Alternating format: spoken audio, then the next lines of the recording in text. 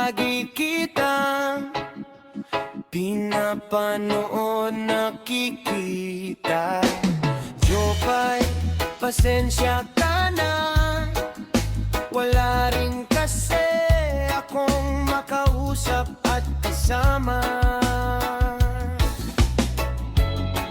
Huwag ka nang mawala, huwag ka nang mawala, huwag ka nang mawala, huwag ka nang mawala.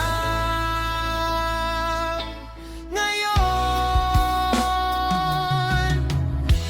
dadaling kita sa aming bahay, di tayo mag-aaway, alis tayo sa tunay na mundo. Dadaling kita sa aming bahay, di tayo mag-aaway, alis tayo sa tunay na mundo.